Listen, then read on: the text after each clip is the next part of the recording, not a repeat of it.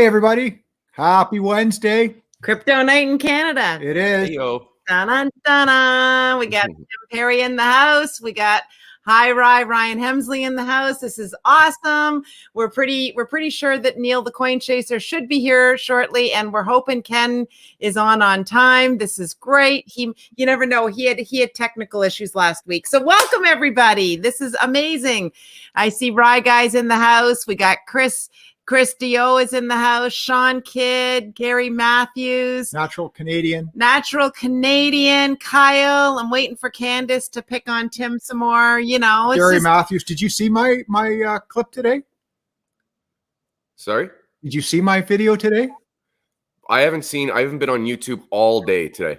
It was a special edition of dad jokes. Mark my words, I'm checking it out after. Oh boy, they were particularly bad, and Candace was. Someone picked on me really bad.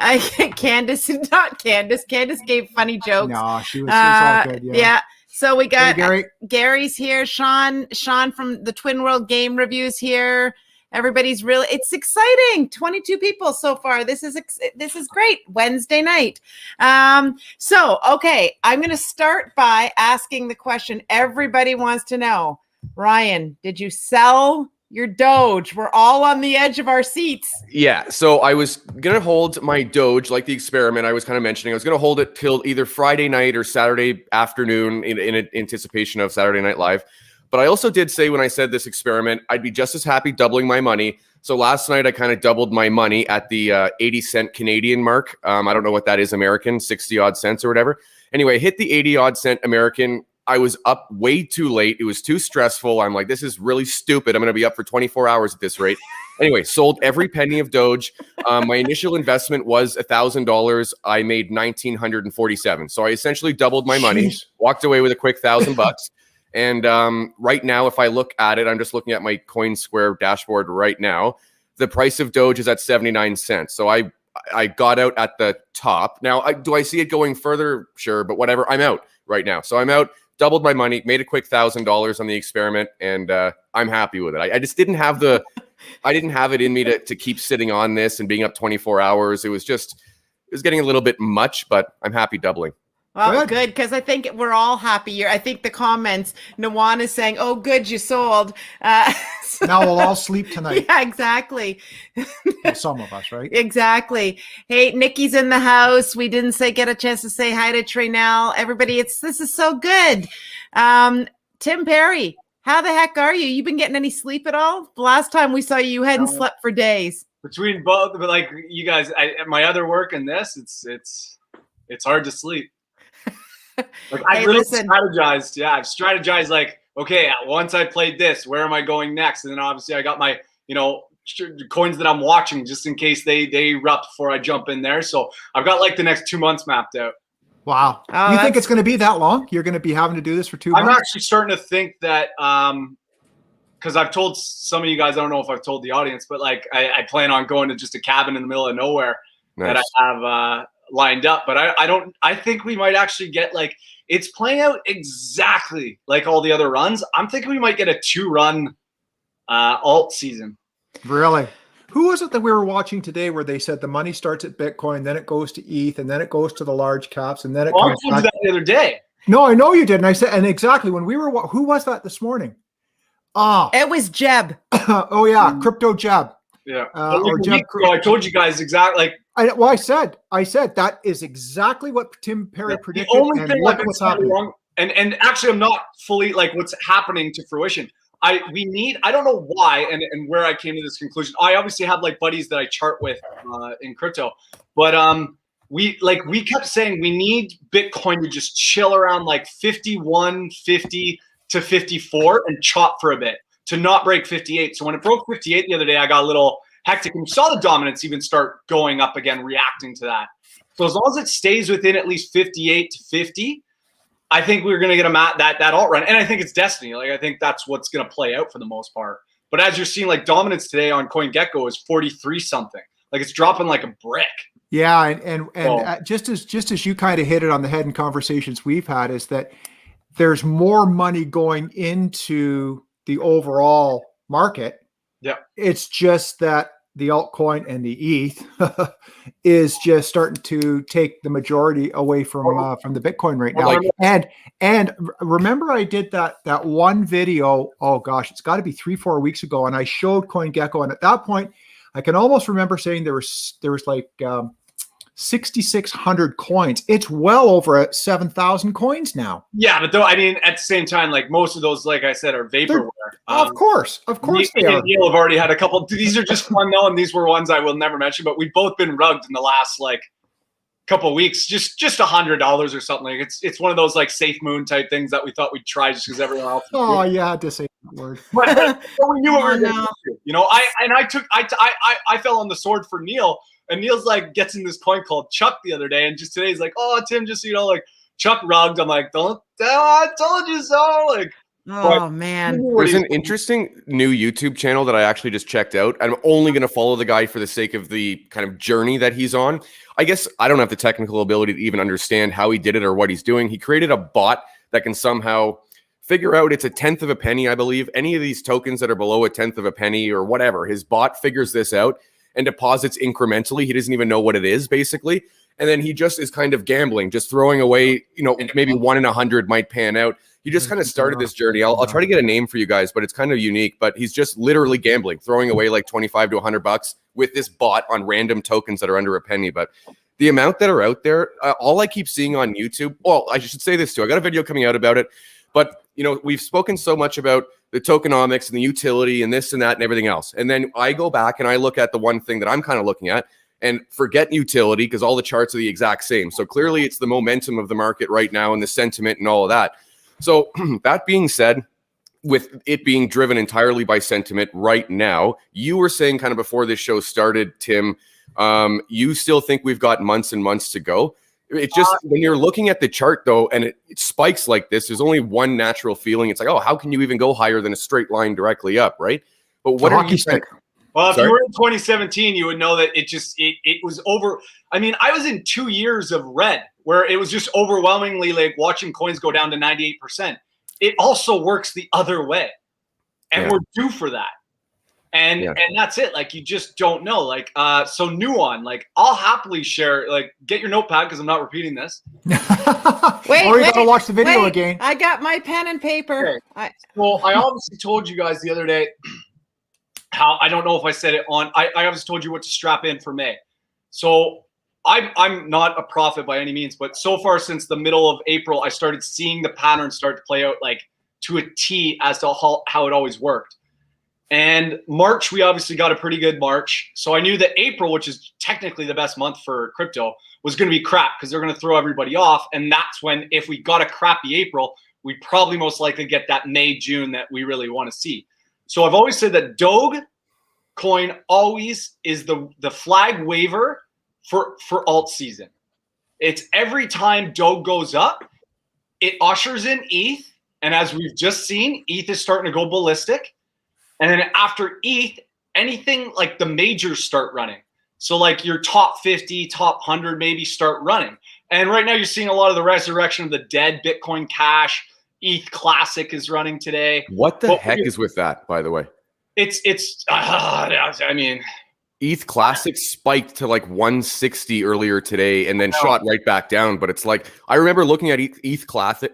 Oh my gosh, ETH Classic. And it was at like $30 a handful of days ago. And I'm laughing at it. Oh, Classic, it's on CoinSquare. Now it's at 160, down to 100. Chainlink was up like crazy.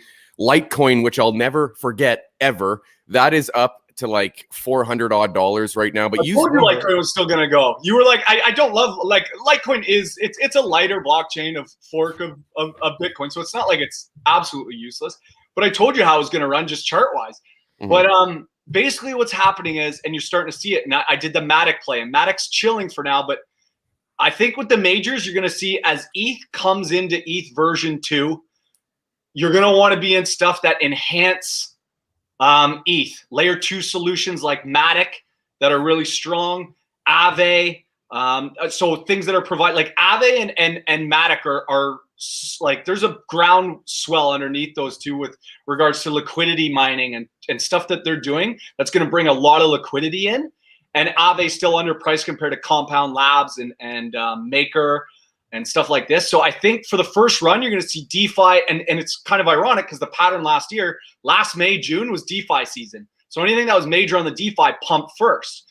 So I moved most of my money. Like I still got some in Union and my small caps, but I'm heavily in the majors right now. I'm heavily in Aave, Matic, all that stuff.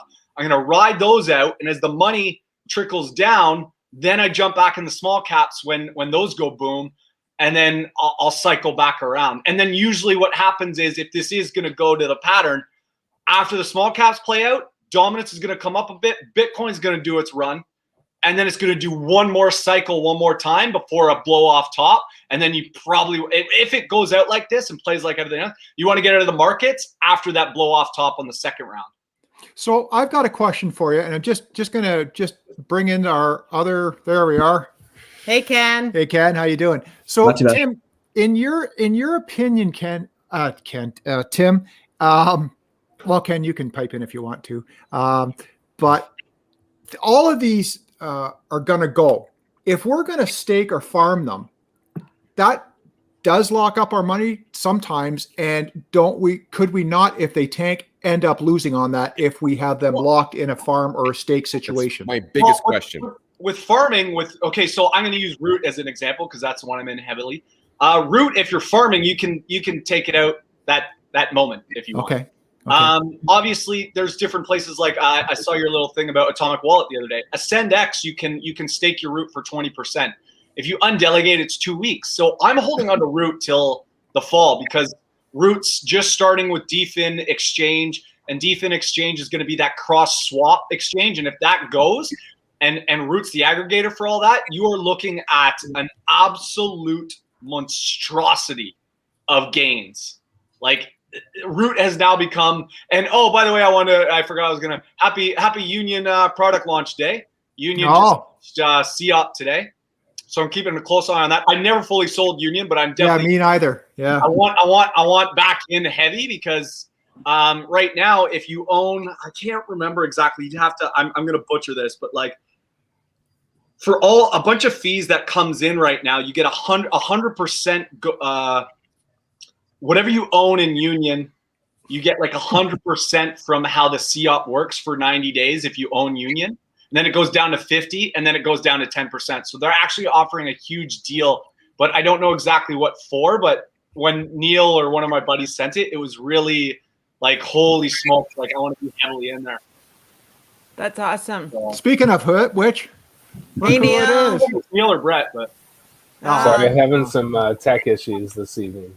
That's okay. Hey, listen, welcome to Crypto Night in Canada. We got 62 people watching. For those of you that we haven't said hi to yet, hi. I know there's a lot of excitement in the crypto space right now. We're getting tons of comments. Jason Spooner saying XRP is running. We're getting a bunch of people that are going, what should I buy right now? Candace was late because she was helping her mom with her groceries, and the mom was having to be helped with the groceries because she was killing herself laughing at my dad jokes video. Can I actually bring this up because Candace didn't post this on my Facebook page, but they posted on the Crypto Night in Canada Facebook page. I recommend going over and liking their Facebook page. But she posted it. It was a perfect example of what happens or what can happen with a FOMO reaction, so to speak.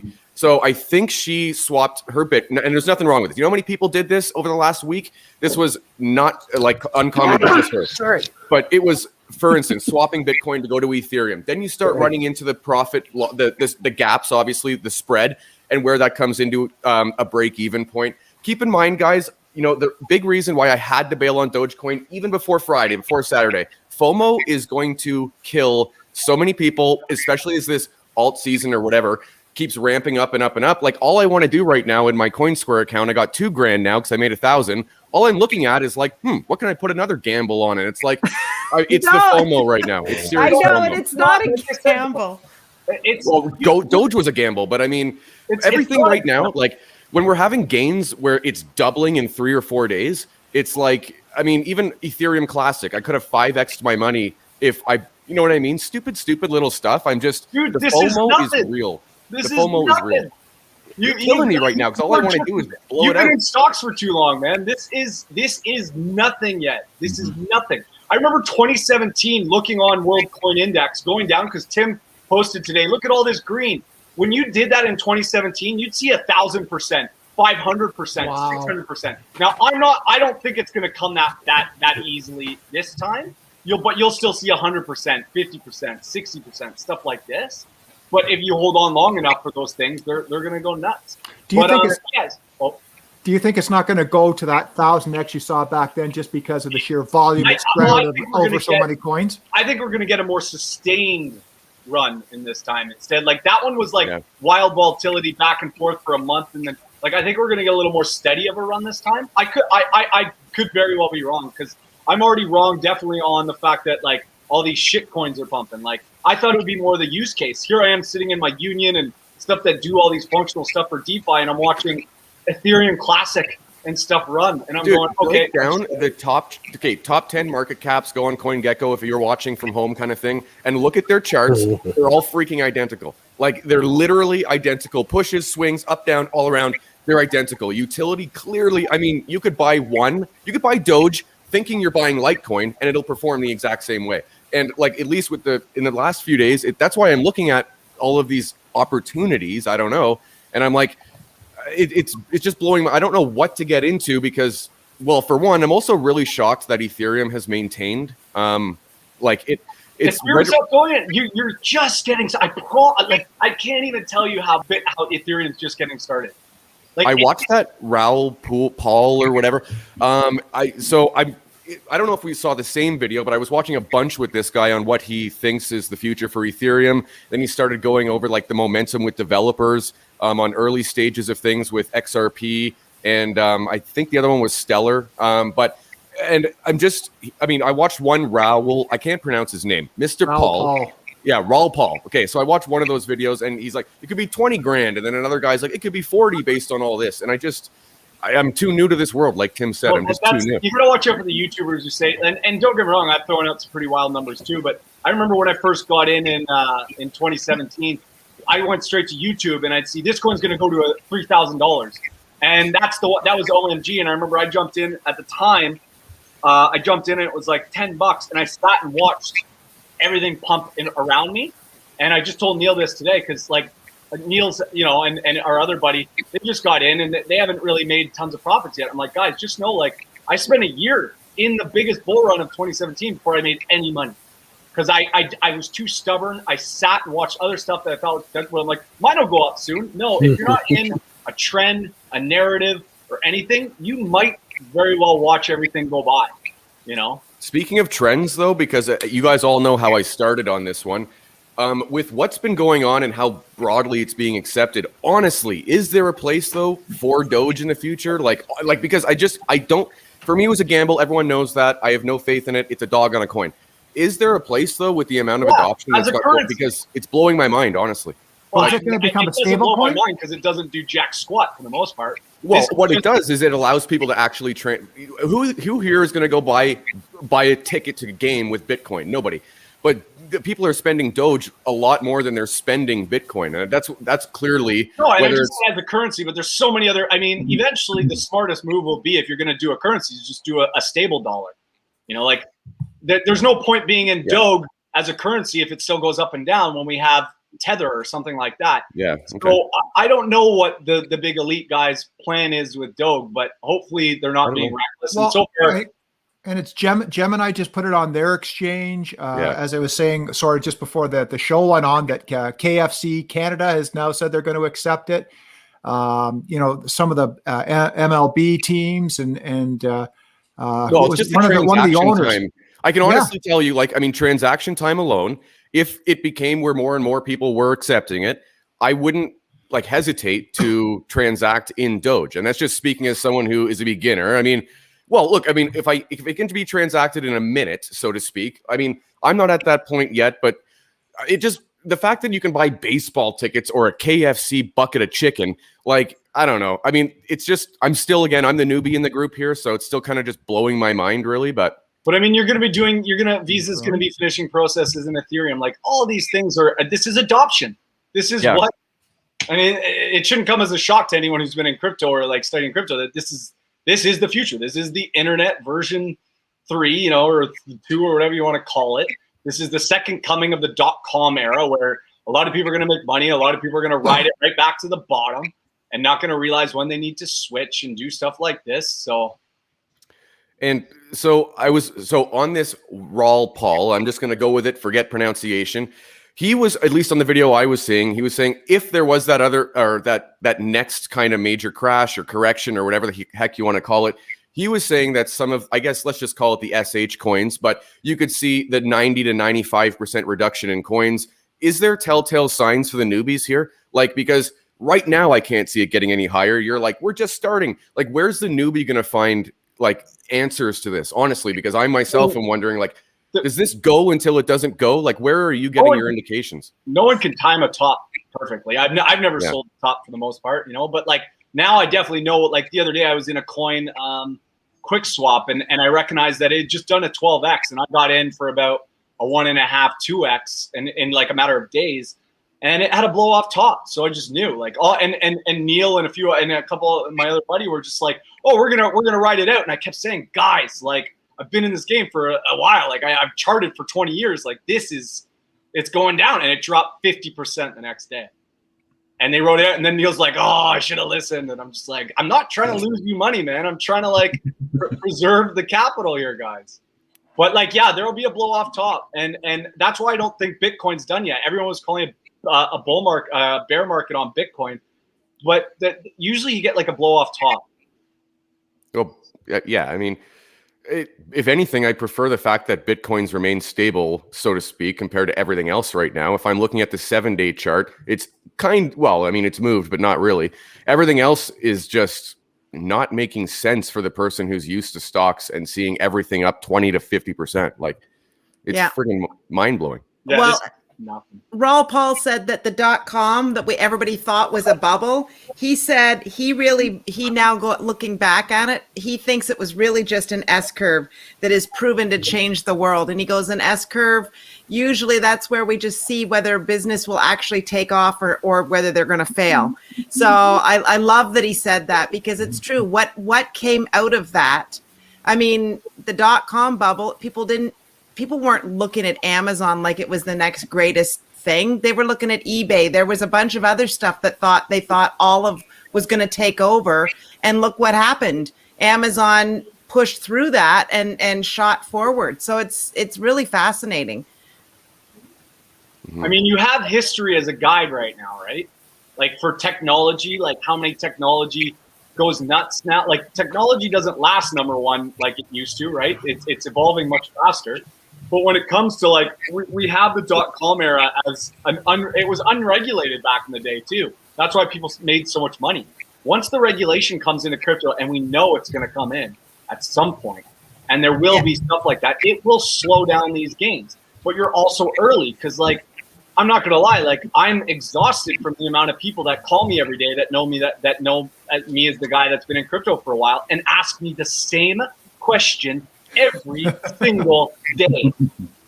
And I'm just like, guys, Google's your friend. Like, and it irritates me, because it's like, I've spent years Googling. Like, I just Googled it. What happened to this? And now it's like people like, or I'm getting one of my buddies like, the price is down in this. You told me this was going to go up. I'm like, yes, not in a day. Like calm down. Yeah. Those are the people that get worried when the countdown of the crosswalk goes to red. Oh. Yeah. So, okay, there's a couple of things that I want to make sure that we address. So, Verena, you've asked a very good question, and she says she thinks that the scary part for newbies, including herself, is to know when to get out and what to do after that. I'm going to tell you that I want to do a couple of videos, and I just need to get the right people in the room. Somebody's been really busy trading and doing other things, but to do an exit strategy video. It's the right people in the Zoom. The right people in the Zoom, not the room. Oh my gosh, you and your dad jokes, cheesy Josie. Anyway, so we're going to answer that, because I think we're not at the phase today or even next week where we have to talk about that, but we're going to prepare a video and be able to talk about how to plan your exit strategy. But what I wanted to ask is Tyler Miller. We've had this question posted up for a while. They're all excited. They feel we're on the cusp of this bull market, this run, and everybody wants to know what you guys are getting into. So maybe we'll go around. I'm pretty sure I can guess what Ken's excited about because he posts about it all the time. But okay, so Ken, top 3. Each of you do your top 3. What you think you're gonna take a run with up on this bull run. Theta. I have to stay with Theta. Like, they were releasing their NFT the other day, and there was so many participants wanting in, it crashed their servers. Wow. So that is just phenomenal. Yeah, I got another email from them. They said that they're gonna do it in another week. Whoever has already gotten registered will be in it, but nobody else can actually join for that particular one. So I don't know how many people, but I think that's going to cause it to. So before you go on and tell us your next 2, tell everybody what Theta does, just in a brief little bit, so that people know why you're excited about it. Theta is going to have the ability to. Let's see here. How do I say this? Sorry, I've had a long day. It's going to allow computers to connect to each other and share their bandwidth to make the internet traffic quicker. And it's also going to allow video processing to be done on your computer as well. And that'll actually help with the speed. Right. It'll also open things up for content creators apparently too. Yeah, well, see, they're going to build an NFT crossover. I don't know how that's going to work, but they're going to try and make it so that you can take an NFT from whatever blockchain and put it onto whatever blockchain. I'm not sure how they're going to do that, but that's something that they're looking at. So I don't know whether Vivi would be able to lock what you bought on their app, or whether you would actually be able to buy a unicorn over there and transfer it to some other wallet to sell it in a different marketplace. But that's what they're looking to do. They're looking to make these NFTs cross every chain. And with them being with Sony, and Sony releasing their movies and music as NFTs, you'll be able to purchase a movie here and move it over here, or an album over here, move it over here, put it over here. If they can actually implement it, it's going to be amazing. That's awesome. I love it. Okay, so before you give me your 2 others, I'm just going to go around robin. Neil, what is your, like, in this market, and you're getting excited about it, is Omi still your number 1 pick? No, Omi hasn't been my number 1 pick for a while. I've stuck Omi in the vault till 2022. Like, I've already. Wow. I'm not worried about that. That's the future. Like, I've said that for a number of weeks. It took a huge dive. I'm hoping to get some profits to put some more in. But actually, what I've done the last week is I've completely changed my strategy. I feel like I definitely lost some fingers. I had to consolidate, sell at some losses. But what I just bought this morning was DOT to go with my Kusama that I've been picking up for a bit. And I'm hoping that they're going to go at different times, and maybe I can bounce back and forth. I've been holding Orion, ORN, for a while. It's a protocol for trading, non-custodial trading with, and they're adding pairs each and every week. It looks like it's going to have good adoption, and it's very much decentralized. And then the other one I've been holding for a bit is Luna.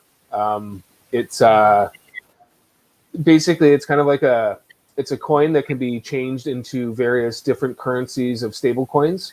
So if you go and look at some of their stuff, you could change your Luna into Canadian, American, like the different currencies and so on. It has huge adoption. It's had a huge run already this year before I even kind of got into the space, but it's definitely cooled off, and it looks like it's building, and it's got a lot of network effects. So those are the ones I kind of argue that, well, not argue, but DOT and Kusama are very similar, so those are the ones. But I've completely, like, I sold all my Shop X, all my AOS, all my Anarchy X. Like, I sold everything except for my Link and my Earn, and I've just completely consolidated because I wasn't doing well.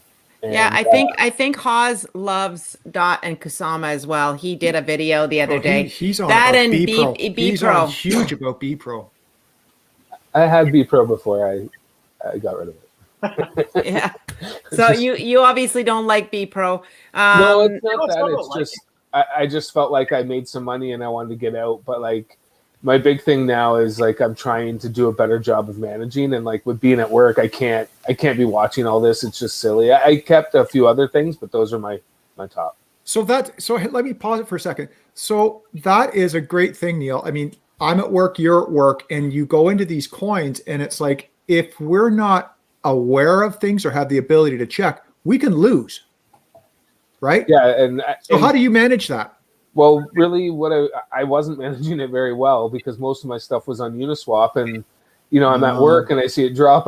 There's no stop loss and that. So like I've been trying to kind of move towards exchanges more, where I can have a little bit more set control. But I'm really trying to go into things that aren't gonna go down. They're like I've really moved into the top 20, looking into the top 20 and then the top 100. I've had Orion for a while. I really like it. I think it has good adoption options, and I think it's still a really good deal. Tim seems to think I'm gonna get my money back, so I'm pleased about that. No, I know you will. On you're talking about Polkadot? No, this is Orion protocol. Orion. Oh yeah, Orion. It's decentralized trading. I think I'm looking at the adoption angle. Like I think I'm actually looking to move to the protocol and start staking my Orion because they're going to be adding that soon. Yeah. Kazuno said he's got BNB, so he's got Binance, he's got ADA, so that's Cardano, he's got VeChain, HBAR, which I think you guys, Tim Perry, you like HBAR. I like it. I'm not in it, but like here's the breakdown and the ultimate truth about what's about to happen. You could throw a dart at a wall with all the top 200 at least, and you're gonna make money. So we're just like, it's just kind of putting your chips on where you think you're going to get the most gains. Because as I noticed in 2017, I sat in coins while I watched BNB go from 3 cents to $20, right? While I sat in the coin that didn't move. So what we're all here to try to do is to try to make the most amount of money in the reasonable amount of time that we're going to have. Mm-hmm. But for the most part, everyone rhyming off all these coins, I don't even like some of them, but ADA is going to rip. Yeah. Cardano's not going anywhere. Like all these coins, like I can't stand Tron X. It's gonna go nuts. VeChain, I've been looking at VeChain. It's getting a lot of partnerships, and it could get a lot of it's gonna go. I'm hoping that I have profits to put in it. Yeah, no, it's the VeChain interests me from a supply chain point of view. I'm very, very interested in that one. My brother's asking a question. Anyone in this community making any massive gains in crypto since the start of this recent bull run? So my brother busts my chops a lot, but I think he's interested to see what we're all making and if anybody's making some big runs and so I'm kind of curious too. If nobody wants to talk about it here, in the panel, if anybody wants to put it in the comments below, I'm sure I'll just say this right off the bat because I'm kind of on the smaller end of things. I wish BlockFi would give you an average cost basis because that's really annoying trying to figure out on your own. But figuring it out on my own, I'm probably at the 7,800 to 8,000 Canadian invested into Ethereum, and my Ethereum's worth about 14,000 Canadian now. And then I just made stupid double my money on Doge. Not that it's a ton, but I've easily put $5,000 or $6,000 Canadian in my pocket in the last 2 weeks based on the run that's been going up. Easily. Hey Tim, or the panel, what was the coin that was investing in India? Kasha. Okay.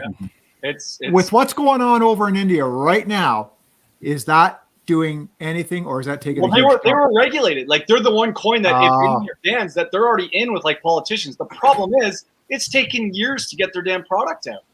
I waited February, I waited March, and that's when I finally got rid of cash, and I haven't mentioned it since because you're going to be waiting. The idea is great, but if you don't have the team, as we've mentioned, to execute this, why are they not? You got some teams out there that just come out and wham, bam, thank you, ma'am. They've done everything in months. How is Kasha not figuring this out when Celsius came out after and has done pretty much the same thing? I gave up and there's too much money to be made elsewhere, right? So yeah. I love that you always say that. So Ken, let's go back to you for a second. You had Theta.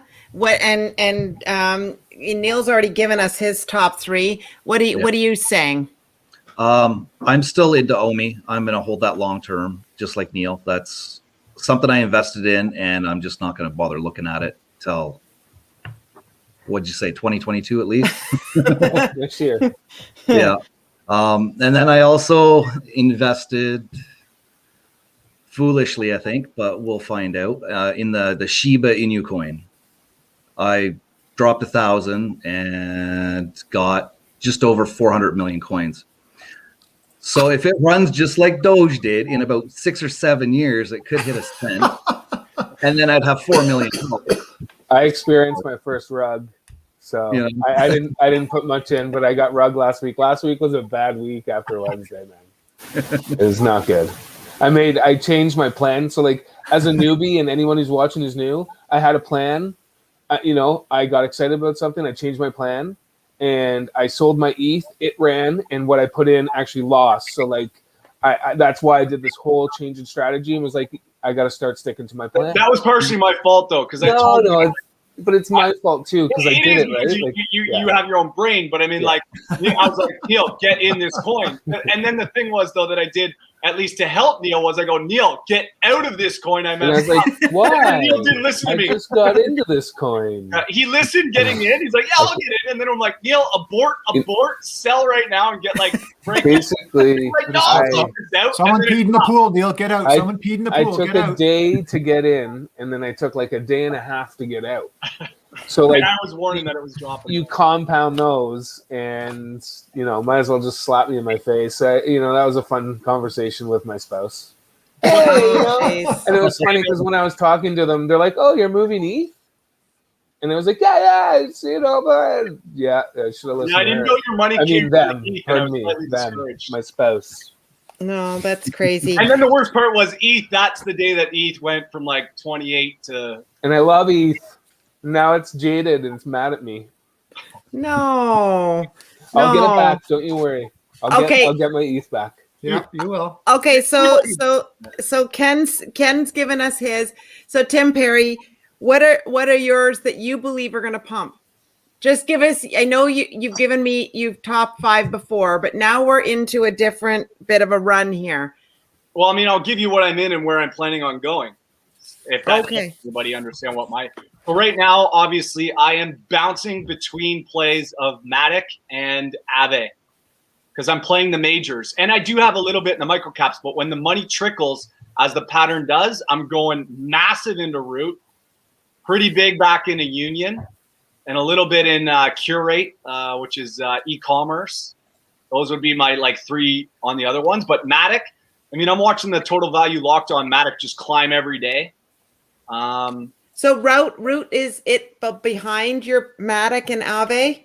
No, Root's my number 1 small pick now by far. I think Root's at $9 right now. I mean, I don't like doing price predictions, but just do this factor right now. So any exchange that nails down cross-chain swapping is going to be absolutely massive. The first to really lead that with a valid, legit working product is going to be huge. And Root, it technically is creating an exchange called DFIN. It's going to have its own coin, but it's going to be and the IDO for DFIN is going to be nuts. And don't buy into IDOs. We've learned that now. They've had their run, and anyone will get burned. But the second best thing to DFIN will be being in Root, because Root will be the aggregator for DFIN, and also has good farming and stuff like this. It's just a beast, and they're working with the guys with Matic close. And the Matic protocol is clearly showing itself as, in my opinion, the best layer 2 solution for Ethereum right now. So yeah, I'm just going between, because I rode Matic the other day. I rode Matic from 30 cents roughly to 82, and then I moved into Aave at 490. It's dipped a bit, but I expect within the next couple days probably Aave starts taking off, because I think basically someone asked what's going to pump the most. I've always felt that the biggest thing in blockchain and crypto right now is DeFi.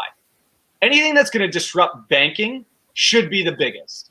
And I caught a little bit of FOMO with NFTs for a bit, and then when I saw, and Neil knows this, I said 2 days into buying Omi, I said, I think we just bought the top of the NFTs, guys. And I obviously was the first to liquidate. I liquidated I had my stop loss on. I didn't technically lose money on Omi because I swing traded it a lot, but I still sold the last one on a loss, like maybe 5%, as I screamed, Bloody Mary to everyone to sell, because DeFi was starting to wake up again. DeFi disrupting banking doesn't get any bigger than that. So if you guys find the stuff that's disrupting banking, and stuff like that, you're most likely going to get the biggest gains out of it. That wasn't present in the 2017 round, was it? 2017 was nothing but ideas. This is what when we had the debate with the Bitcoiners. 2017 Bitcoin still deserved where it was in the terms of dominance because it actually had like functional stuff. Everything else was vaporware. It was just I remember pumps. A coin would go up like 10,000% that day because it came out with a new website. Just because it had a new white paper. Like, it was insane. It was just ideas. Ledn was Aave was an idea. And now you have all these real world use case stuff. So that's why I said Bitcoin nothing's going to stop Bitcoin from still going up. I've never, but the dominance shows that the money is going elsewhere. And therefore that you're going to be safer in the long term as that dominance stays down. Because I don't think you're ever going to see Bitcoin dominance at the highest, which was 69%. You're not going to see that ever again. It's going to start distributing to all the other coins because there's other coins now that deserve some of that potential. But it still is the best horse in the race right now for stability. For store of money. But find me, Ethereum has outpaced Bitcoin since 2017. Aave has outpaced Bitcoin. I could go down the list now with real functional coins that have outpaced Bitcoin. Bitcoin was first to market. We love it. We always should. But it's a store of value now. You put $1,000 in and you want to get rich with Bitcoin, you're going to make gains because it'll probably be $1 million a coin, but that's what, it's a 20x now. Whereas you're in something like a Union or, like Aave's up 6,000% the last year. Omi, for crying out loud, is up like 6,000% in 3 months. Bitcoin's like the boomer coin. Well, it's actually to be honest. Yeah. All the Zoomers rip apart Bitcoin now. And that's what happened. I think what we're seeing right now is a lot of people are pulling out of Bitcoin and going into Ethereum. I really do. But that's part of the plan. But there will be a swing back. Like this. Yeah, it will. Yeah. Like this is always. I explained this before you got on, Ken. But like the money goes from Bitcoin, then Dogecoin does the wave, and then Ethereum ushers in. It's a pattern that you've seen over the last 3-4 years now. Actually, almost 5 years with the start of Ethereum and Doge. But it'll keep playing out. But every little by little, Bitcoin dominance will come swinging back up to like probably 55 maybe. And then it'll come back down to the point where, I don't know. I speculate a time when Bitcoin will be 20% dominance. So would it be fair to assume, and the acronym for assume is it makes an ass out of you and me, but as Ethereum sort of hits its plateau and kind of wavers and starts to come down, and then at the same time we see on CoinGecko that the altcoins start to do this, we know that the passing of the guard is starting to happen, or the changing of the guard is starting to happen, right?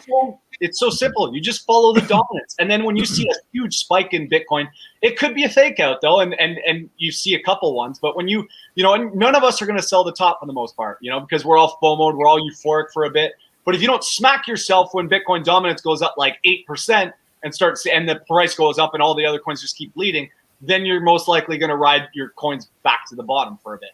Until, like I said, there will come a day though when you can be in an altcoin and sit in it and it will stabilize. It won't retrace because the market will mature.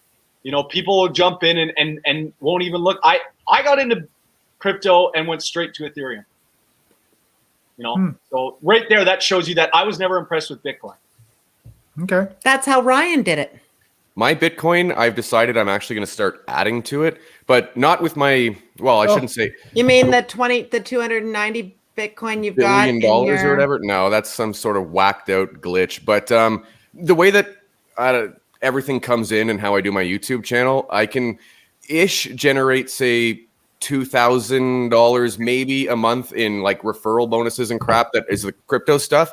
So that I'm going to put directly into Bitcoin as opposed to what I used to do and just cash it out. So that I'm just going to let sit because it's not really money that even touched my bank account from the first place. But that's my only entry point into Bitcoin right now. Like, it's just I mean, and at that, I have a hard time. I'm about to get a big one from BlockFi in the next week, and I'm really struggling. Do I keep it in Bitcoin, or do I just average in and keep my goal of Ethereum? Because I'm not at the 5 coins yet. I know it's stupid to have a limit of like a goal, but I want the 5 coins. I don't know what it is, but keep it going into Bitcoin, because one day you'll be old like us and you'll say, thank God I kept my Bitcoin just accumulating bit by bit by bit. I guarantee you that if you stick your money in Aave over Bitcoin, I will put a bet on a smart contract with you guys that Aave absolutely destroys Bitcoin in the long run. Wow. Aave is the future biggest bank, decentralized bank in crypto that's going to happen. Yeah, well, you know, my it's the funniest thing because my brother always asks the exact same thing. He'll say, I can't get over how these guys lend stuff out. Like he said, I get that they're going this way with lending and all that sort of stuff and the peer-to-peer lending and all. He goes, I just don't understand. He goes, we go through such big things to lend out money in his world. So just to show you folks, I didn't forget I'm on a 5-day streak. Yeah. I'm actually just starting to learn more about smart contracts too, because like your brother, that was kind of my biggest question. I just shook it. That was my biggest question, but I'm just starting to learn more about it. I'm getting more and more interested. I mean, in a smart contract's nothing more than a permissionless contract. You know, like me and you want to do a bet, but we don't trust each other, so we issue a smart contract with it. The smart contract says that I bet, say on, you know, it could be gambling, right? So me and you have bet on a sports game, and you bet on the one team, I bet on the opposite team, and we put our money into that smart contract. It's locked, and then when the game ends and the score's there, if you won, that smart contract sends it to you. We didn't need anybody else to hold it for us. So you do that on a scope of real estate agents and all these other things that it's going to disrupt. My God, how can you not look at Ethereum and go, it's way more use case than Bitcoin at this moment? Now, like Len and Joey said, they're working on some smart contracts. But once again, that's nothing until it's seen, because we're still waiting on ETH version 2 as well. But yeah, it's just you. And then you go down the list with what Aave's doing. And okay, maybe stop there and just explain that, because I know he asks me all the time. So I'm just trying to get an answer for him on. I get what you just said about, okay, so you and I bet, and there's a contract, and we put our money in there, and then at the end of the thing, it just goes in. But how does lending work? It depends. I mean, different protocols have different lending. Obviously, on yield, you have the simplest lending in the world. You have to obviously give up collateral. Like if you want a loan from something, you have to put up an excess amount of collateral. This is why I'm so high on Union, because Aave is mostly a whales game now. I would not, and it's mostly pooled lending. So someone like me, the interest dilutes a lot in Aave. There's no point for me to do it, but these millionaires with chunks like millions and millions of dollars are in these pools on lending protocols on like Aave, and all of these guys, if they want loans and stuff like this, they have to over collateralize. So now through the use of Union, what used to be about 150% that you'd have to put down, you only have to put down 100 using COP. So that's going to be a big thing that millionaires are going to use. So that's why I've seen a lot of big wallets from Aave and Compound Labs buying up Union, you know? So, but something like yield, it's just a smart contract. Neil and I want to, I'm going to loan out 10, I'm willing to loan out 10 grand at 5% for 20 days. And Neil wants that. So he simply, I put that offer out on the platform. Neil accepts it. It's in the smart contract. Neil puts up 150%. Therefore, if he does not pay it back, he gets liquidated, and I get all the stuff that he's put up on the collateral. He's obviously going to want to pay that back because he'd be stupid not to. So he pays it back at the end. The smart contract figures it out, and bam, we're off on our way. What happens if his 150% is in a coin and the coin loses its value and now you're pooched? Well, with yield, you don't have to. Yield does any Oracle any link-based coin. You can loan in any coin you want. You can loan in Tether if you want. You can loan in Link. You can loan in Aave. You could I could go down the list with yield. That's why I'm still shocked. Yield is so undiscovered, and I'm not in it yet because I'm waiting for the volumes down. But the platform itself is unbelievable. I mean, the one reason it's still down is because of the ETH fees. When it moves onto the Phantom platform, which is similar to Matic, and it's like pennies on the dollar, that'll mean people won't have to spend $100 to execute a loan or something like this. So again, my brother's got a second part question to this.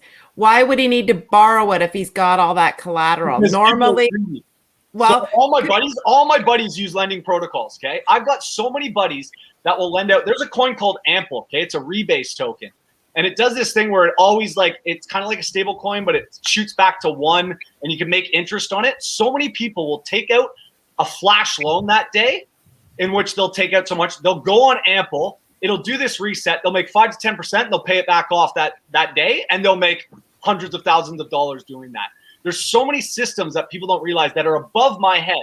That's only something that I understand. I have guys that are taking out money over here to loan over here, and they make like tens of thousands of dollars in minutes just by doing these loans. They pay it off. They do some sort of other weird trickery and sorcery that's going on in DeFi these days, and they zero it back in, pay the loan off, and they've just made more money. okay. That explains it And all. the heads are spinning. Here we go. Everybody's like, oh. That's only what I understand. Some of my buddies, when they break it down, like, what? Please tell me that again, because they're doing all these fancy things. But I just, as I keep obviously teaching myself, then it hits me like, oh my God, like you can take a loan on, if it's because, and remember, when you take that loan out, you still own those coins that are in collateral. So you didn't want to get rid of, say, Link. Neil doesn't want to get rid of Link, but he wants more money to buy Aave, which he thinks is going to go up. So he puts his Link in there. As long as he pays off the loan, he gets his coins back. And don't forget, with yield protocol, you also get paid back yield coins for paying back your loan on time. So you actually make money just paying your loan back on time.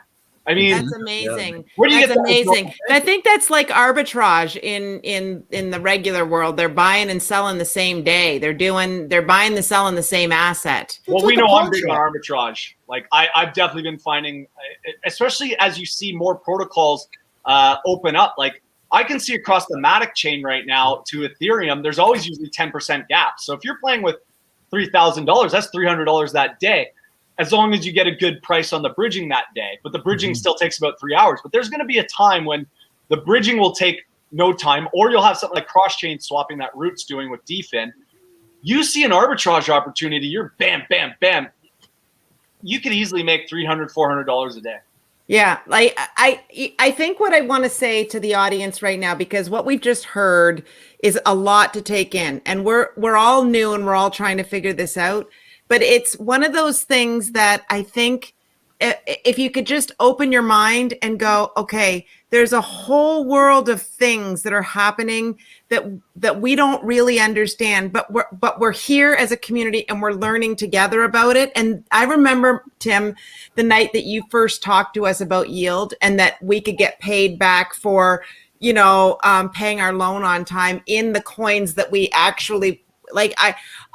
Some of our conversations have been absolutely mind-blowing, and it takes a while for all of this to really sink in, because we're so used to living in the world we know right now. There's a whole new world that's happening, and that's why I was so excited about that Raul Paul video talking about the introduction to the exponential age, and because he's taking it one step further. He's taking what we've just talked about and he's projecting even further into the future of what this can look like. Like he said, everybody says they got all excited about NFTs and then they went down a rabbit hole and then they're not excited about NFTs anymore. But he goes, you need to understand, NFTs are not about the little Pokemon figure or the little digital art. It's all about proof of work right now. It's all the beta as they're testing it on these crazy little things right now. It's what it does in the future that's what's so incredible. Well, all that NFTs did is it had its first like test pump. They're not done, but you're just, it's like I've told Neil, NFTs are not done. Even the niche ones like Omi, it's not done. It's just its cycle is playing out. The biggest niche, there was a schematic the other day that showed a bubble of the hottest, like the truly biggest narratives by like market cap wise and where the money's going. And it's DeFi by far, because you're disrupting banking.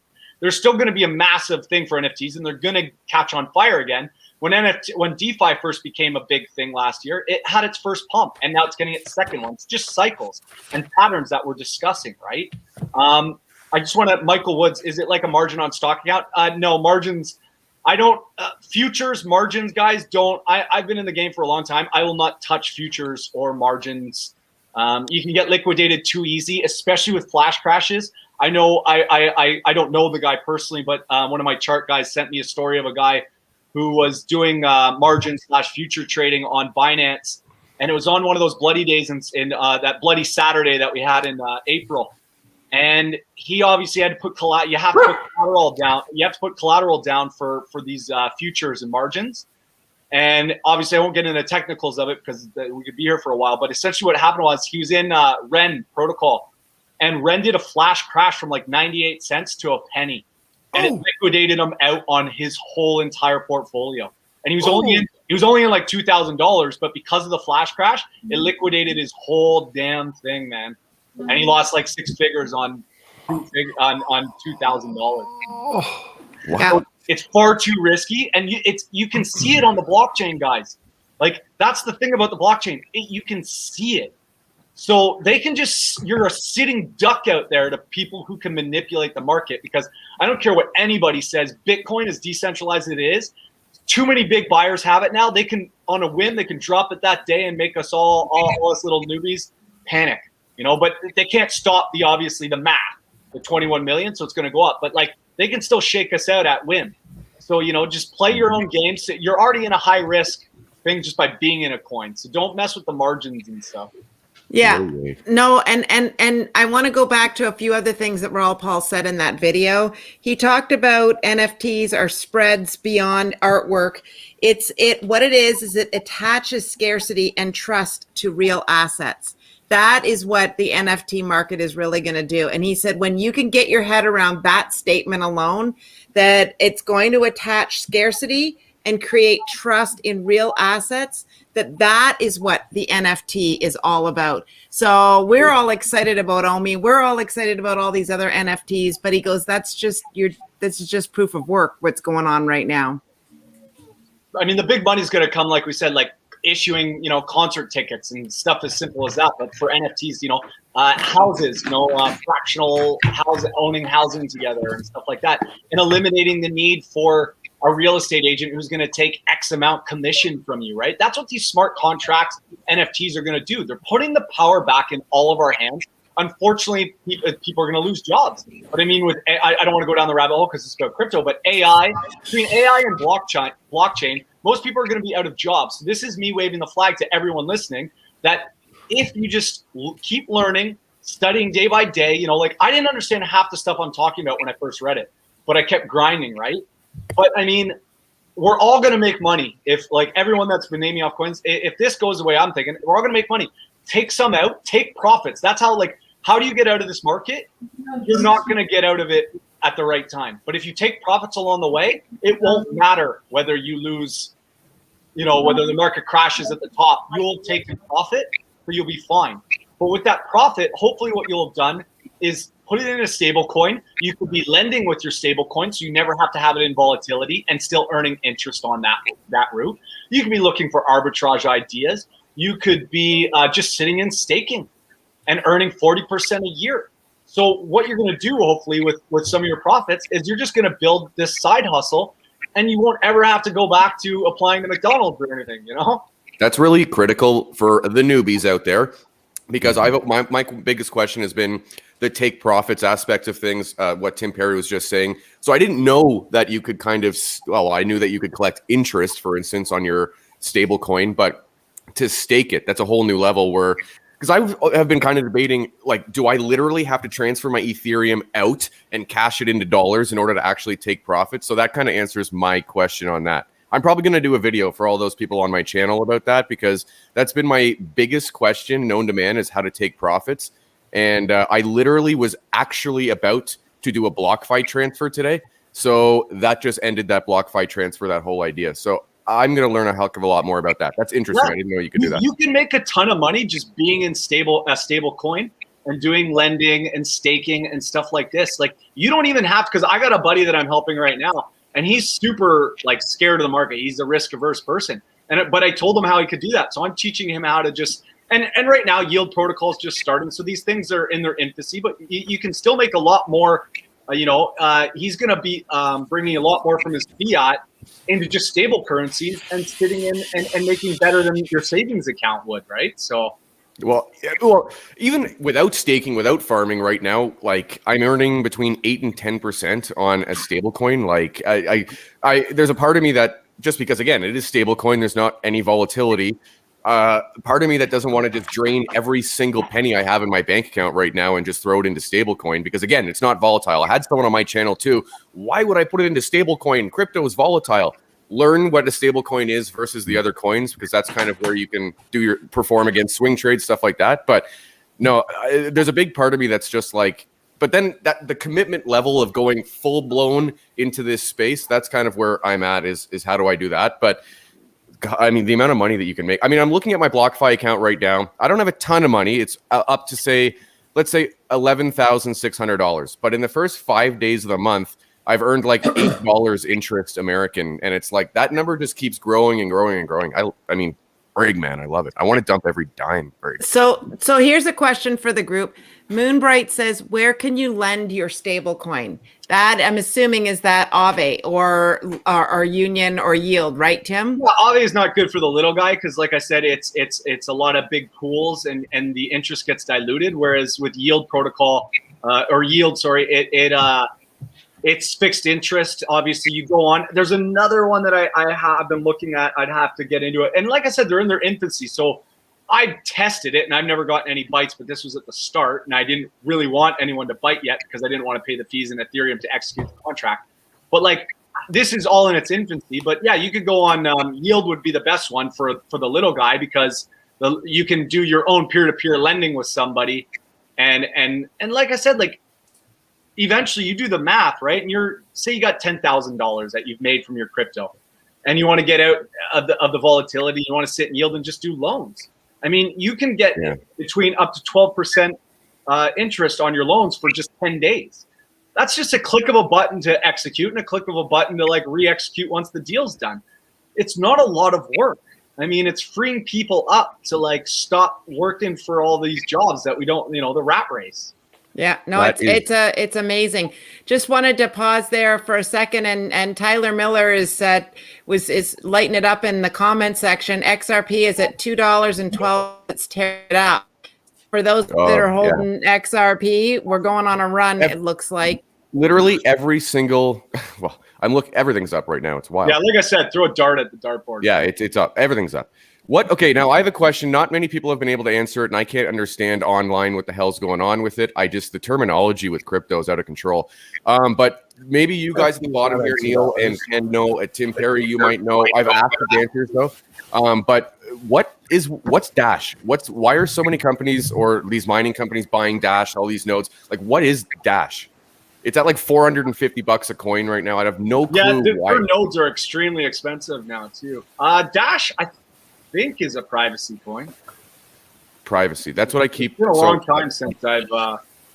You're never gonna go long term with privacy. That's for sure. I've heard of Dash before, but that was a long time ago. Just there's two companies that I'm invested in that are actively in the last 2 or 3 weeks upping their Dash position, and they keep saying nodes. I don't even know what the hell a node is. So again, I'm the newbie in the group here, but these two companies in particular, that's why I'm asking, is they're just so bullish on Dash and Ethereum, obviously, but I can't figure out. A node is the same as basically earning interest. Like if I used to run nodes back in 2018, that was all the rage, and you get paid. You just got paid coins, so you're making interest on it. Okay. It's similar to what staking is, right? Staking helps their system strengthen, and they make money for that, and they share the wealth with you for that reason. That's why you can have such APY, and as long as crypto keeps going up, why a 40% is actually sustainable, unless they just decide to be greedier. But then they just know that the competition's out there offering 40%, so they're probably not going to lower it because. So as long as you've got this free capital, like deregulated crypto, it's going to be hard for people to drop down. Whereas BlockFi knows they've got the less people that are know that you can go out and get 40%. So they dropped it from what 8.5 to 6 now or whatever For stablecoin? Yeah. No, they have a stupid little stablecoin's 10% with them till August, but they did drop, and that's just a promotion, so it will go down. But yeah, BlockFi's in between like 8 and 9.5% without that promotion on it, but it's just going to keep. They're going to keep going down and down and down. BlockFi's just been a bit of a BITCH with that. It's every second week it seems they're introducing a new rate. That Dash coin, I know, I just reading about it. Now I remember it used to be called Dark Coin, and it ran heavily against Litecoin years and years ago. And I don't know why they changed the name of it. Well, it's blowing Litecoin out of the water. Yeah, I don't really see any benefit to it. Like, I just don't know what it is. And it's bothering me that so many of the companies on the stock side of things that I'm involved with are just pushing it in their press releases like crazy, and I have no idea what the hell it is. Well, so you're gonna find out everyone. Like Mark Cuban's favorite coin is Aave. Like all the top coins have big names now following them. Like this is adoption, right? And it's happening. IBM's backing next coins, and Samsung's with Theta. Like it's just the way that a technological advancement goes. It does have privacy features, so that might be what's driving it. Well, there's a lot of people in the chat here saying that they're giving lots of details about it. Bonjour Soleil said she bought Dash and will buy more at the dip, and it's based off of Litecoin. So, there's... But I don't see a purpose to Litecoin. So that's why, outside of trying to make a few bucks, I don't know why I would ever... And that's why I wanted Litecoin in the beginning, was a few bucks. But I don't know. I'm so new to this crypto space. Again, guys, I'm the newbie in the group. If you're not familiar with who I am, I'm that guy representing the one who knows nothing. So I'm just getting into it. But I don't even know why I would buy Dash or Litecoin outside of trying to make a few bucks. Originally, when they came out with Bitcoin, it took so long for it to process. So the second coin that came out was Litecoin, and they were able to speed up the transactions. But if we're talking about the speed of transactions, then why not just blow up like Doge? Like, honestly, if it's just about speed of transactions, I have no idea why I would. I don't know. What I mean. Like, I don't know. It's got a privacy and a speed option to it. That's all I can see that it has. Okay. So, yeah. No, it might be the privacy thing, and there might be a lot of stuff hidden behind that coin because that's an older coin. So. It's just really I just don't get it. But yeah, just anyway, sorry for the question. Thanks for everyone in the community. That's what makes this community amazing, is the feedback and helping out everyone. So that's amazing. I've clearly got a little bit more to, and they said Litecoin is cash. Yeah. What do you mean? Like, Litecoin it's just as hard to convert Litecoin to cash as it is Bitcoin. So I don't understand what that means though. Yeah. Genuine says, Dubai, here I come. So Genuine, I'm assuming that he must have had a lot of XRP because he seems to be very, very excited about what's going on in the world of XRP right now. So we're just at an hour and 10 minutes. This has been good. We got 75 people in joining us in the stream tonight. And just for those of you that are new to the conversation, we're Tim and Nancy Danter. We got Ryan Hemsley in the middle of the box today from the High Ride channel. We got our dear friend Tim Perry, who we call our crypto guru. Beside Ryan, down below we've got Ken, the GW, the Great White Vapor, and Neil, the Coin Chaser, underneath right below us. So it's a great night tonight, and I'm sure everybody's really excited about all the green that's going on on the crypto market today. Anyways, let's see. I'm reading some of these comments. Buy me a McLaren. What does that mean, Panda? He's sports car. He's give me $1 million.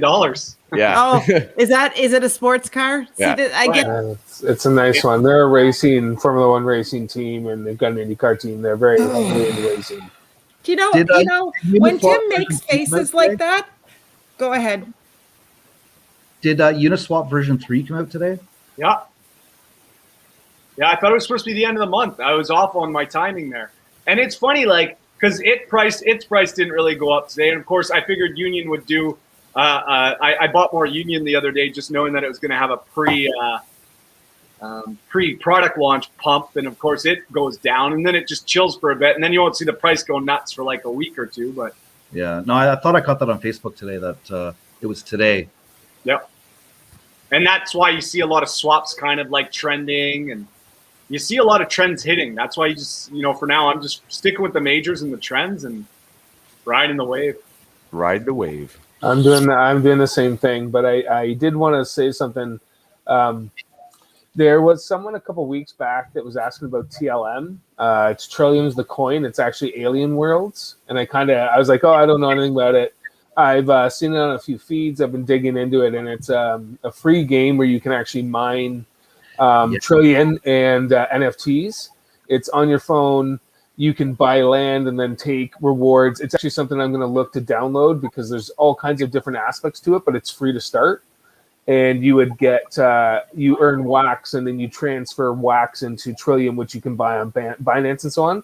But it's pretty cool. Like, looking at it, it's got, I think, 8 different worlds. They're opening up different lands, and it just seems like a really cool game where you could actually like earn some stuff, and it doesn't cost anything to get started. So it's something that I'm looking in. I gotta, if I'm the coin chaser, I gotta be digging. Even though when I'm being a little bit more conservative, that's the biggest thing. Is someone new, I really jumped into all the new coins. And that was a mistake, so I had to reevaluate. But like, that's the one I was looking at. I don't know who brought it up. If they're watching today, I just want to give them a shout out. It had a major drop in price, like from $6 to like 20 something cents a few weeks ago, and that's kind of why I dismissed it, because I'm trying to be a little bit less risky now, especially. It's funny how the evolution is evolved, like throughout this alt season, and even with me, I'm like the stocks and crypto side of things. It's funny how when these bull runs start taking off, that's the reevaluation mode starts coming in, because you start seeing obviously the potential with profit. I mean, it's just funny because even me on my channel, I've been reevaluating what I'm doing in crypto, all my runs, all this. It's just funny how that kind of works out. I think sorry guys, my dog's just playing, but lots of. I still don't know how far and how deep I want to go and how fast. Like, my biggest concern right now is why am I no longer as bullish on the crypto side of things? And then I answer myself and say, well, it's because the chart went up. And it's like, does that really make sense though? Because then we were hearing from Tim, and then obviously the Danters were just getting going.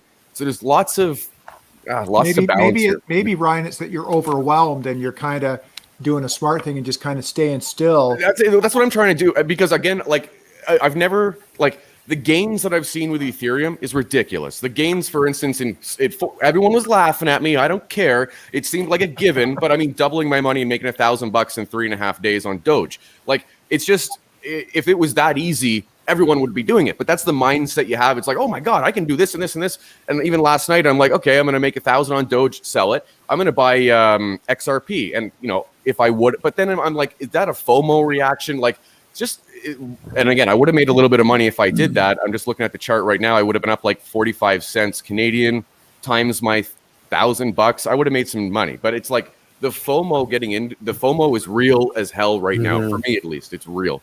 Well, I think if you go back to what Tim Perry said, is that there is certainly a pattern with this, and he is saying this is how many years have you been doing this, Tim, that you've seen this exact same pattern over and over and over? For years that I've done that, but then I studied the pattern back to 2015. That pattern I'm pretty much talking about because Doge came out 2015, 2016.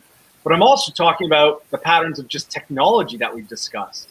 Like the .com era is very similar. Because like I said, most of these coins won't exist. Most of them won't make it. If I could just do rapid fire, because there's so many people talking right now about stuff. Yeah. Like if we're talking about like VeChain, I like VeChain, but I think what VeChain does, I think HBAR can do and better. Like if I was going to go just on distributed ledger technology, I'm going HBAR all the way. Because HBAR is integrating Hashgraph, and the Hashgraph can do over 500,000 transactions per second, which no blockchain can ever touch if they implement with Hashgraph. So it's like, so eventually, you'll have your cream rising to the top and stuff. SafeMoon, Abu says, what's your thoughts on SafeMoon and PantherSwap? PantherSwap's just come out recently. It's pumped pretty damn good. It's just, there's a lot of swaps right now. And Neil knows this. There's a lot of swaps and farming and cake and bake and all these tickers. And I've got some bake. Yeah, and bake going nuts. And that's it. Like that type of bake. How do you know? No. It's staking at 10% on Binance. Is it really? How do you know which one's sometimes the right racehorse? Yeah. Well, Panther Right. looks good. See, that's holy crap. I just have a quick question while we're doing rapid fire, and I have 2 seconds of silence here. And this question I put in the comments, but it's for you and anyone else who knows the answer. Is there an option to short coins? Yes. Where? Binance. Okay. I mean, choose a big exchange. You Okay. can short Doge, you can short. Okay, I think that might be one of my next. And different exchanges in the offer coming different weeks. ones that you can short and stuff. Okay, cool. So, yeah. But basically, what I'm getting with that is, I like niche products, obviously, and Neil and I, this coin that he was talking about that we got in, it was an exchange, and I'm still heavily hesitant about getting in it because there's like 500 exchanges out there. Who are you to know which one's going to pick it up unless they either do something extraordinarily unique or we're first to market? That's why I'm watching stuff that's on new networks like Matic and stuff like that. So that's why I'd avoid Panther Swap now. And SafeMoon, I think, has had its time. I obviously wish I had gotten in that meme coin, but it's hard for me to jump in on meme coin. But XLM, Stellar, I've talked about at length in multiple podcasts with Nancy and Tim, and it is what it is. It's going to go up, but I'm not a fan of the people who run XRP. Raul Paul actually had a really cool comparison that involved Stellar Coin, and I know nothing about Stellar Coin, but I went on a blitz after Tim and Nancy gave me him as a resource on one of the last live streams. He had a really cool comparison with Stellar, where or at least he was describing it with developers getting on board as being one of the bigger ones. And it's all like everybody's doing the Ethereum thing and all trying to be the ETH killer. You know what it is? I compare it. This might be a crude and bad analogy, but do you all remember when it was Blu-ray versus HD DVD? Like, in my opinion, like the Ethereum is Blu-ray, and then the HD DVD is Cardano, and it's just they tried, but there's only going to be one. Obviously, I don't understand the whole Cardano thing. I don't know. I see it as maybe a quick gain option, but Ethereum seems already too big in the space. Am I wrong? For sure, but Cardano doesn't, in my opinion, it doesn't have the chops to take down Ethereum. Where something like, I really like Hathor Network. I'm not in it right now, but HTR, that's something that like could easily grow to exponential gains soon. Because if you're doing it like Ethereum, you're probably not going to beat Ethereum. But Telcoin, I definitely want to actually talk about Telcoin right there. Michael, Telcoin. Telcoin's been around for a long time, so much that I am absolutely kicking myself right now because I have a buddy who I've lost contact with, probably because he's riding around in a McLaren as we speak. He told me to get in Telcoin. He's like, just throw $1,000 at it, man. It'll be fun. And he pointed out all the things. It was legit. It had a team, and it was at like 6 zeros, 7 zeros, and a 1. So it was at God knows what, and it just hit 3 cents today. And it's probably been 6 months since he told me. My $1,000 when I went back and looked today would have been a couple million. So yeah, no, I'm pissed. You know, it's funny. Did you say he still has runway to it? It was his main coin. He had like hundreds of millions in Tel. He's like, this is going to be huge. He had put thousands of dollars. I'm like, bro, wow, like that's ballsy. And I've done it before, so I gave him chops, and he's up there, so I didn't question his like talent on it. But there's no doubt he disappeared off the face of the earth. Because why would he stick around? Because he's not in my Twitter handle. He's not on my Twitter account anymore, and he's not in my Telegram anymore. I think it's Darren from High He was Ride. already a multimillionaire by the time it was probably 1/10 of a penny. It's at 3 cents right now. Wow. You know, one of the things that, you know, we keep talking about, we see in the comments all the time, we got people like we were just talking about ADA and like, which is Cardano and all of these other exchanges. And we were saying that the thought process by some is that was to take down Ethereum. Raul Paul's belief on it is it's all going to be interoperable.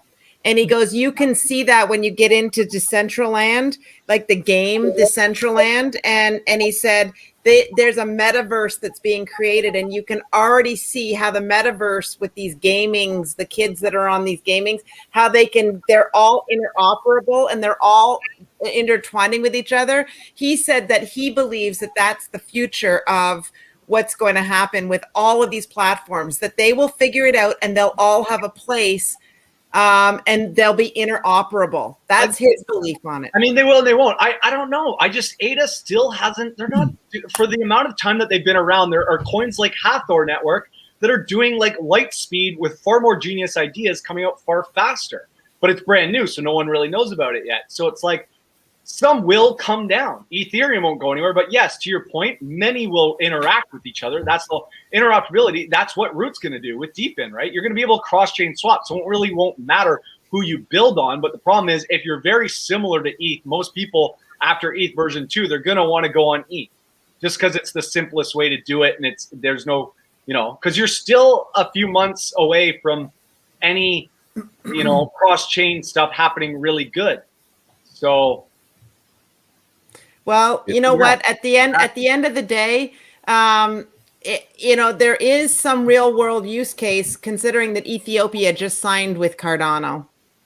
Absolutely, but we'll see. That's still just they're just hedging bets, and I'm not saying that. I've said I will. You can prove me wrong eventually. I'm just like I've talked about team, and I'm just like same with Kasha. So I throw Kasha in there where I'm wrong, and I was wrong on Kasha. Why does it take you so long when something that's like Celsius and Aave and all these other things are like 50 things past that one thing that they had to do, and they haven't done it yet. Now, in Kasha's defense, they are a CFI. They're centralized finance. So they are under strict regulations. They're partnered with Visa and stuff. They're going to have to jump through a lot more loopholes, most likely, to do this. But Cardano's not. So it's like, and I don't like Charles Hodgkinson, whatever his last name. I don't like him at all. Like, if I'm just being like, he's rude to people. He's brash. Like, then you got, little Vitalik Buterin guy who's this little Canadian kid at 19 years old who open sourced Ethereum out to people. You got to give people like that. I don't know. We'll see. I want to be proven wrong. I don't want people to lose money in ADA, and it won't. It will see it through. But all I'm saying is that ADA killers are far, far closer than ADA is to killing Ethereum. If you're going to buy ADA, like, I'm interested in the future, but if you look at it, the deal is a 3-year deal, and it's based on education. So it's not actually creating bank accounts and identity cards for the population. It is a huge possibility, and to have a government is a really big thing. But if you look at the deal, it's not like it's education. So it's education reform, which is probably a fantastic thing. In general, blockchain students have IDs, but it's like their gateway into a partnership with the government, but it's a 3-year project. So like there's a lot of people pushing it, which is great. And you're actually seeing something, but I've been hearing a lot about ADA since I started here, and it doesn't have smart contracts. And now they've got this big deal they're promoting, but it's actually an education deal. And so like, it's not what they're saying. If there's more to come in that country and other countries and networks, like, I'm totally going to jump on board. But like, I'm just hesitant because it's a 3-year deal. It's not like we're doing this for 10 years and everyone in the country is getting an identity. It's students. So can we answer Sean's question? If someone had $1,000 right now, what is it? Is it best to put it into one coin or split it across 4 or 5 coins? And also diversify into different narratives too. Like, don't just be in one thing that, 5 coins that all do the same thing. Try to diversify a bit. Mm-hmm. Yeah. But like I said, the one thing I take about investing that I still actually listen to the old dinosaur Buffett is he says just 5 to 7 stocks and just stick with it. And that's what I had to, I just told this to Neil the other day. Like, you spread yourself out too much. And not only that, in the world of crypto, like, I've gone on exchange and pleasant surprise sometimes, like, oh my God, I got like $500 of that prehistoric coin. And then you hope that it's still out there, and being sold. And sometimes it is, sometimes it isn't. But like, just to manage your money, it's easier. But to just stress levels, they're psychological. I recommend that for sure. Okay, so here's a question from our buddy Jason Spooner. Tim Perry, how many X does your coin have to go before you start taking profits? And maybe we can put this out to everybody on the the I don't panel. even know if there's a right answer to that. No, there's not. It depends on what your goal is. Like when you get into something, like when I first got in Aave, I was like, I'm riding that to the death, and then I got caught up in all the hype of trading more, and Aave had dipped, so I'm like, maybe I'll go play somewhere else and come back. And by the time I'd done that, I lost most of my money, and I couldn't have bought half of the Aave that I had. Had I held on to that Aave now, that Aave would be worth $2.5 million off of $2,500 roughly. So I learned my lesson that way. So it's like it's an art, it's a balance. And then you have a coin like the other day that I told, because I manage some of Tim and Nancy's money, and I do some trades for them because they're not on the computer as much. So I got in a coin called Krill because I'm playing Matic, the new Matic chain right now. And I knew Krill was just a short-term play, and it was like this farming, and everyone was like, oh, it's going to go and be this. And I knew in my head, I'm like, no, this isn't like an Aave. So I did a 3.5x in about this course of 36 hours. And I was in and out like, a thief in the night. So, yeah, no, Tim and Nancy would be very happy. They get sometimes tabs on what's been happening, so. Better you know not what? to know what's going on. Better not to know. Got some money in it. I need my sleep.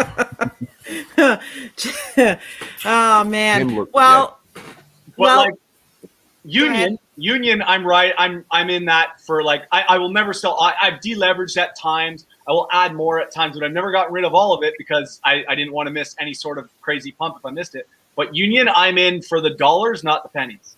So maybe the answer for Jason is that, if you're the nervous Nelly that's the investor, you take out your initial investment and let the rest ride, because at least you break even. The standard rule in crypto is to put X amount in at the start.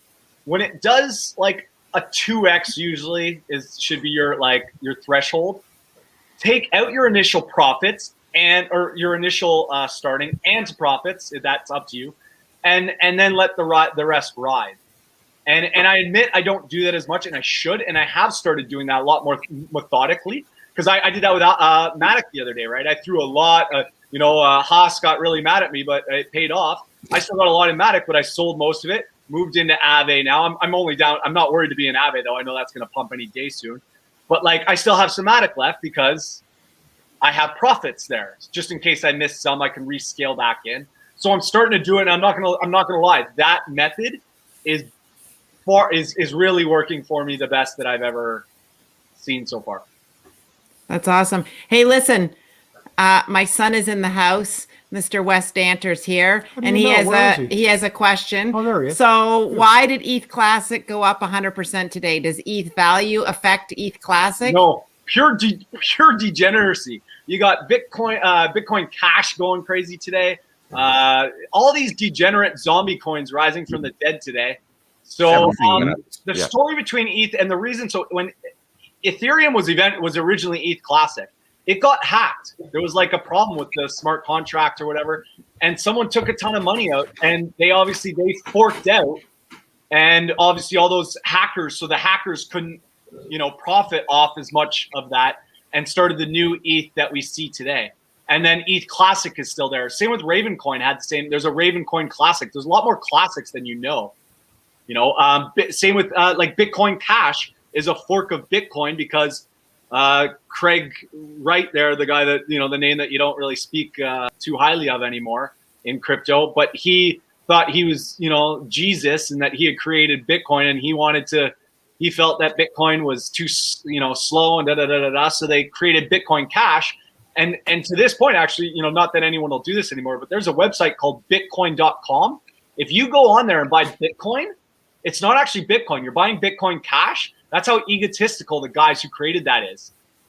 They actually they won't even tell you that you're buying Bitcoin Cash because but it's the real Bitcoin. So if you're going on bitcoin.com, you're buying the fraud.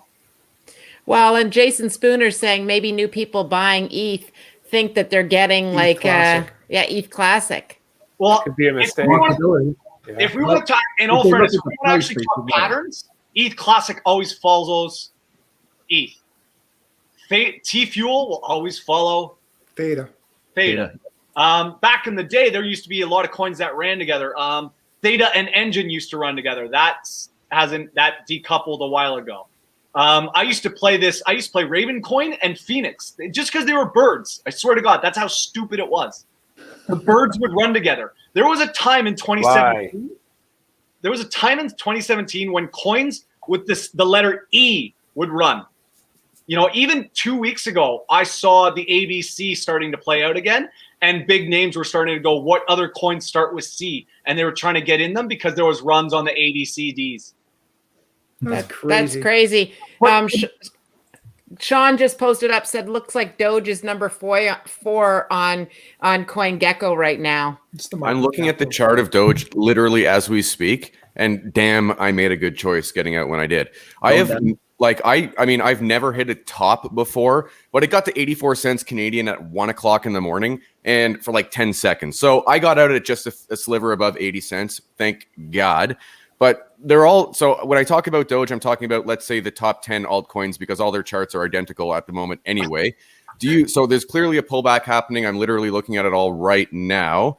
But it's not as aggressive if, for instance, if everything's going up 50%, like the last 2 or 3 days have been wild. But the pullback right now is so tiny. And I'm just looking at like market volume, for instance, just to get a sense of momentum swings. And the volume is still pushing up. So I don't know. In a bull run in 2017, it was not uncommon to see 40% swings the next day, 200% the next day. The thing is, though, and I'm sure you know this, Rye, is that in any like bull market, man, volatility, it's you want vol, you want to see the volatility, but it's scary as hell for sure. Yeah. Like you never get used to it. So. I can't get used to it. It's tough. I know, it's getting your head into something completely different, like completely. Oh, Ryan's gone somewhere. So Tim, are you taking your profits in stable coins? What if one just wants to accumulate ETH? Is it better to take profits directly in ETH? Yeah, I mean, right now I wouldn't be taking profits into any stable coin because the market's too hot and I think it's going where it's going. If I thought that the market was going in a downtrend, I would then get into stable coins. Sometimes, like the other day, when I sold from Matic and all my plays that I was in, and I didn't think ETH was ready yet. It was at 515. I wanted my 490.95 entry, which I got, and it still went lower. But anyways, I sat in USDC, which is similar to Tether, and waited for my entry. So sometimes I do that. But for now, if I was to just get into like comfort and safety, I just actually for now I just get into Aave. That's how like comfortable I am about even the majors right now. Yeah. Mark Sabe is saying which yield is the proper one on CoinGecko? Because I'm mad because they changed it used to be yield protocol or whatever, and they got rid of that. Now it was yield credit, isn't it? It used to be yield credit, right? But now it's just yield along with yield app, and there's even another yield now. Yeah. Just check it up. It's pretty much the one with the least amount of volume right now. So it's the second one, at least when I type in YLD, it's the second one with like an orange scribbly line as their symbol. And it's so Mark, you've got that. It's just the yield word by itself, and it's then position 944 on. So it's at $49.83. But that's where you can go on and see the protocol and see the lending protocol and such and such. Yeah. Boy, you can really see that new ring light. Oh, geez. Genuine says that Doge is the craziest chart he's ever seen. They're pretty much all the same, man. Yeah. There's a lot of charts. So, like, I was scanning where do I want to go after my Matic play and stuff, and obviously I chose Aave because you start getting used to when you play certain coins how they act. So I'm very comfortable knowing how Aave acts. But all the coins, like Neil's high on Band Protocol, which is an Oracle similar link and stuff.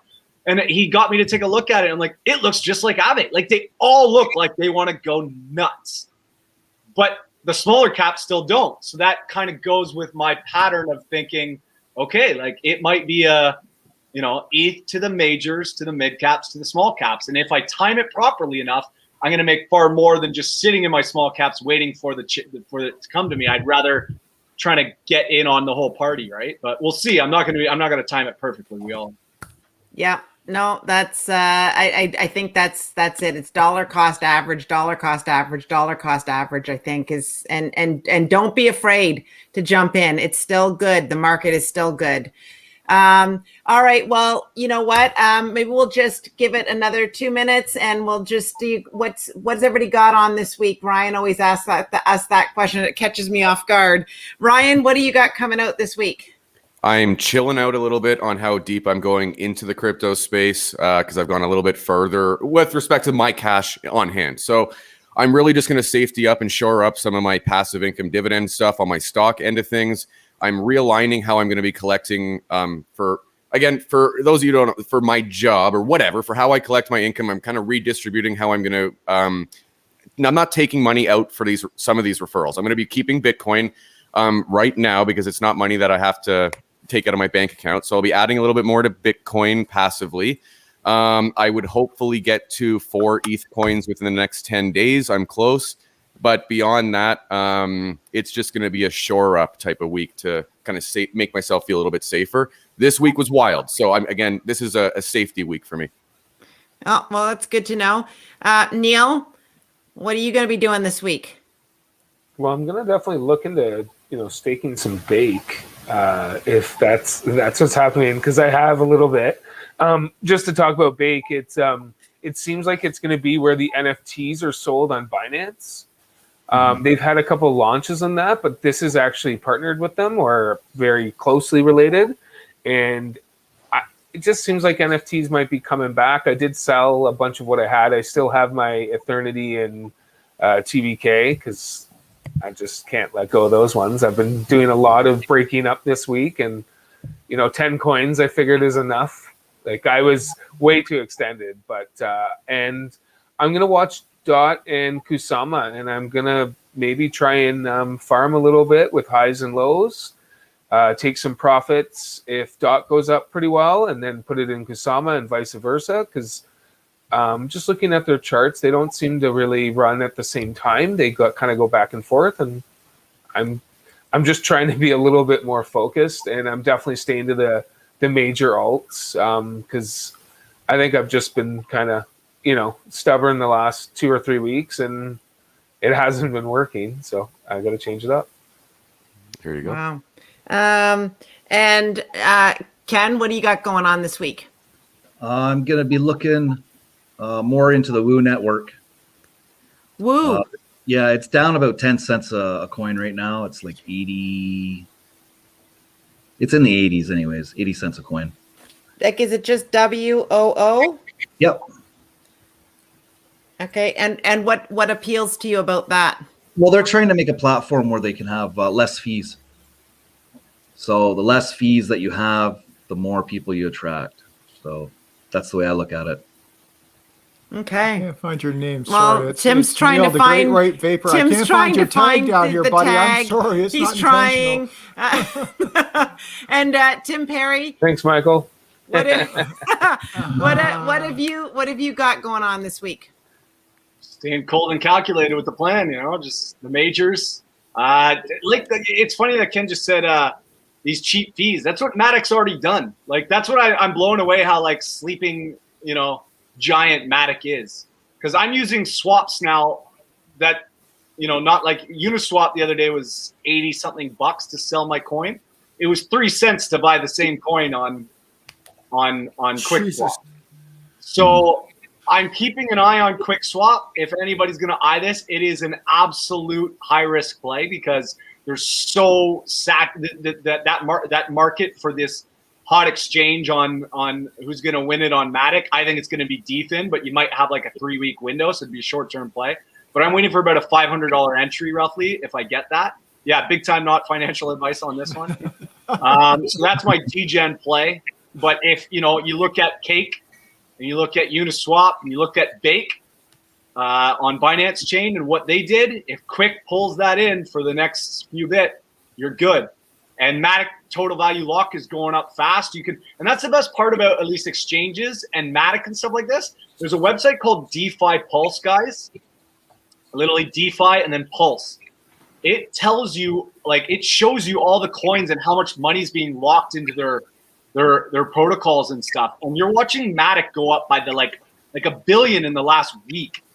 And you're seeing Aave go up. You're seeing all the competitors like Compound Labs and Matic, or Compound Labs and Maker with Aave. And Aave's not up to price with them yet. So it's like, okay, eventually they're going to jump up. Then Matic's still undervalued on that. So I'm watching all that. So you can see a lot of the gauge there. So I'm definitely watching that. But it's the majors.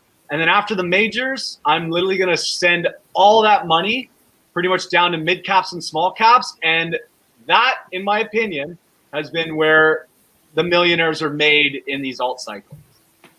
I'm not saying, though, I've seen so far, Dogecoin has been around and it's making millionaires. So I'm definitely wrong on that. But like all the times before, any of these coins, like Aave, obviously, when it was started out, it was at one point 0.3 of a penny. Now it's established. So what you're going to do is when the coin flows down, trickles down, you're going to see these coins become the future Aaves and Links and stuff like that. And they will do gains on gains on gains if it goes by the way that I expect. But the timing of that, who knows?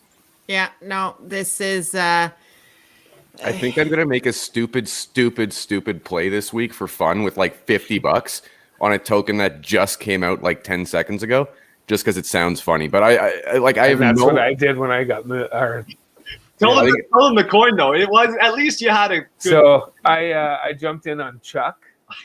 On who?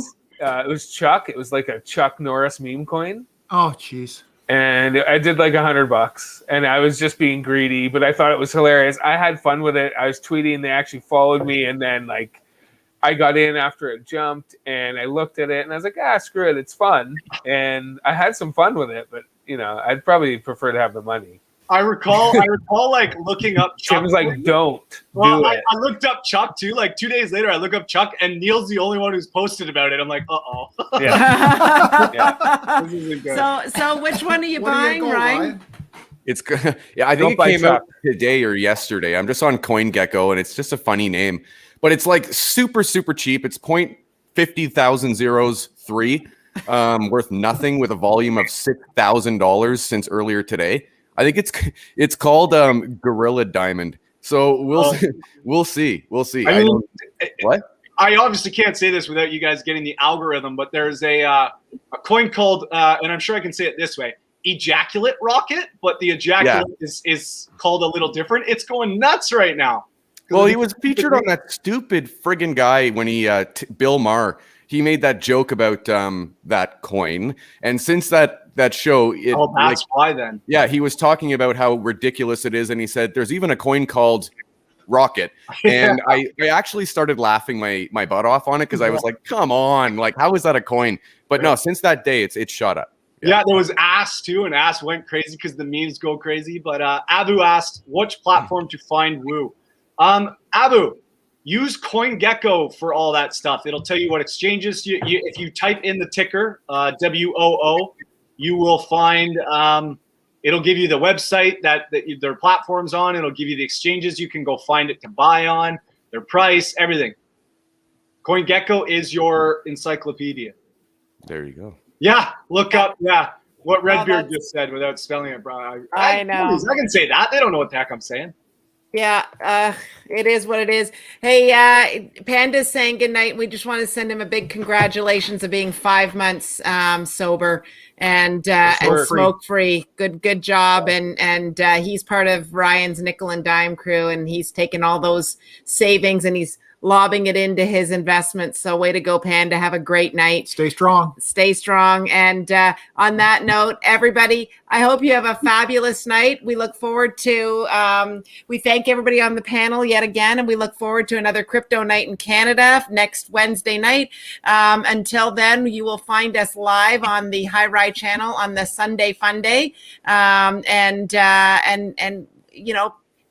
peace out. I hope everybody makes a whole pile of money this week on in the upcoming bull run. Hopefully. Good luck. Peace out. Oh my God. Peace out, gangsters. You saw that. It's on tape. She hit me. See you, everyone. Thanks for coming. Yeah. See ya.